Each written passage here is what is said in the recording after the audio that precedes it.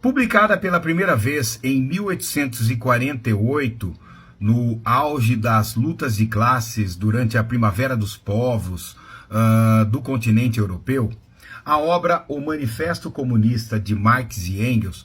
pretende ser, na verdade, um programa de orientação para a Revolução Proletária, então, pensada no século XIX. Nessa obra nós vamos abordar dois conceitos que são muito importantes para Marx e para Engels. O conceito de classes sociais, o conceito de luta de classes, inerente ao conceito de classes, e o conceito de socialismo científico. Pois bem,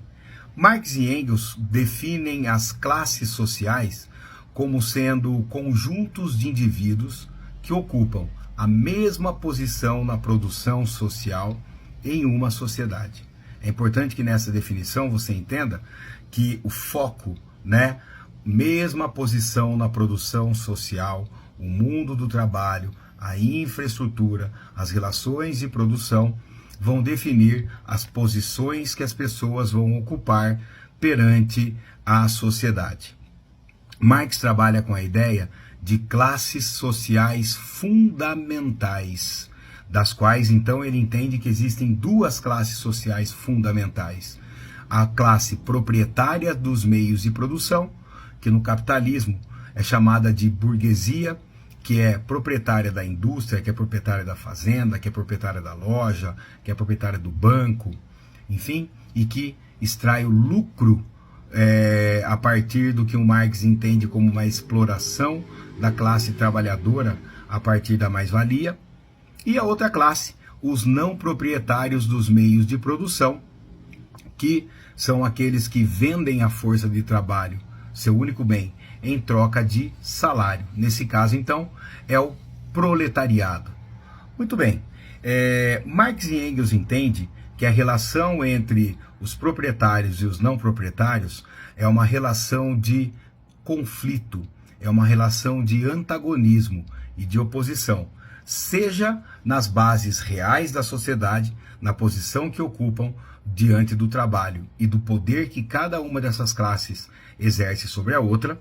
mas seja também com relação às ideias que formam a sociedade, já que essas classes têm interesses diferentes e divergentes com relação à sua sobrevivência e à sua reprodução social. Nesse sentido, Marx e Engels entendem que essas classes vivem em uma luta de classes, ou seja, a contradição e o conflito entre essas classes desencadeia uma luta entre essas classes que ora é fechada, ou seja, estabelecida no partido, no sindicato, no Estado, na mídia,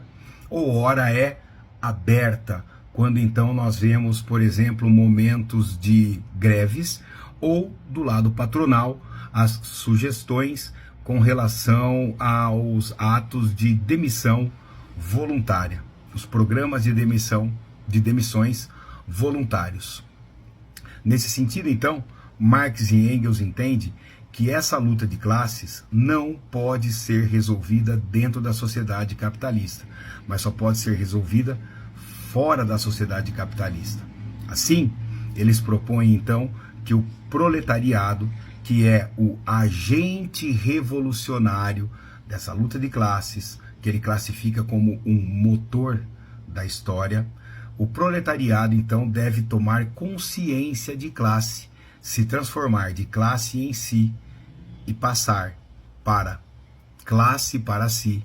formando os movimentos sociais, formando sindicatos, formando partidos políticos e revolucionando a sociedade, tomando os meios de produção, tomando o Estado e instalando uma ditadura do proletariado. E aqui nós entramos então no segundo ponto, que é o socialismo científico. Nesse caso, nós vamos pensar então que no Estado socialista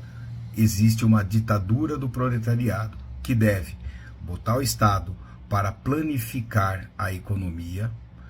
abolir os meios de produção, extinguir as classes sociais